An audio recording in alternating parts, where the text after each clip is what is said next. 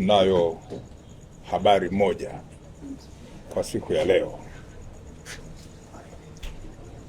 Mnakumbuka tarehe 30 Aprili mwaka huu wa 2026, Jeshi la Polisi Kanda Maalum ya Dar es Salaam lilianza uchunguzi wa kina wa mauaji ya mtu aliyejulikana kwa jina la James Rogers Temba, aliyekuwa mwanafunzi wa mwaka wa pili katika chuo cha usimamizi wa fedha maarufu kama IFM ambacho kipo hapa jijini Dar es Salaam. Na kama mnakumbuka, polisi Dar es Salaam ilitoa taarifa yake kwa umma tarehe 3 mwezi Mei mwaka huu wa 2026 kuhusiana na tukio hilo.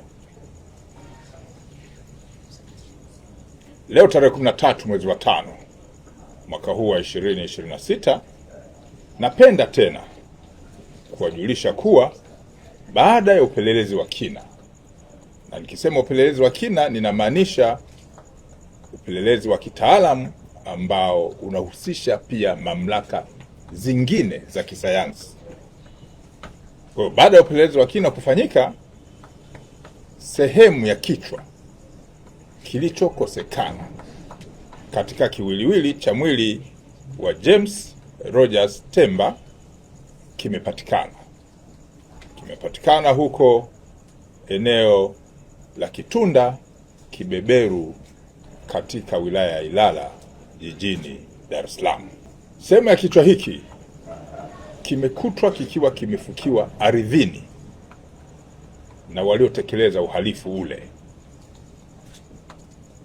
Jumla ya watuhumiwa 5 wanashikiliwa, akiwemo mtu mwingine ukiacha wale ambao niliwapa taarifa zake tarehe 3 mwezi wa 5 mwaka huu. Leo tarehe 13 ameongezeka mtuhumiwa mwingine ambaye amefahamika kwa jina la Saidi Ali au maarufu kama Side. Huyu ni Mzigua mwenye umri wa miaka 31 ambaye ni mganga wa kienyeji ambaye anakaa eneo hilo la Kibeberu, Kitunda, Ilala hapa jijini Dar es Salaam. Taratibu za kisheria zinakamilishwa ili mamlaka zingine za kisheria ziweze kuendelea na hatua zingine. Polisi Kanda Maalum ya Dar es Salaam linaendelea kuwashukuru kwa dhati wananchi na mamlaka zingine za kisheria za uchunguzi wa kisayansi.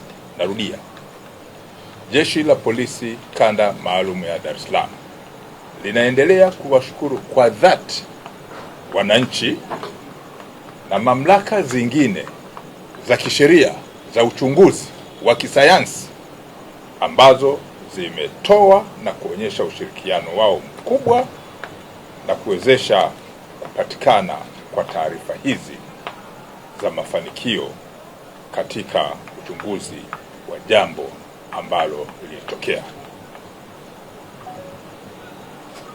Aidha, Jeshi la Polisi Kanda Maalum ya Dar es Salaam linatoa wito kwa wananchi kuendelea kuwa watulivu na kujenga tabia ya kuviachia vyombo vyenye mamlaka ya kisheria ya kutekeleza majukumu haya ya kiuchunguzi na ya kitaalamu, hasa pale pindi linapotokea tukio au tatizo, na kuwaomba kuacha tabia ya kutoa taarifa za upotoshaji zenye lengo la kuchelewesha upelelezi na kuzua taharuki. Polisi Dar es Salaam inaendelea kulani, narudia, Polisi Dar es Salaam inaendelea kulani watuhumiwa waliotekeleza tukio hili baya na la kusikitisha, na litaendelea kufuatilia kwa karibu shauri hili na mengine ili kuona haki inatendeka dhidi ya watuhumiwa waliotenda tukio hili kubwa na baya kama nilivyolieleza. Nawashukuru sana kwa uvumilivu wenu.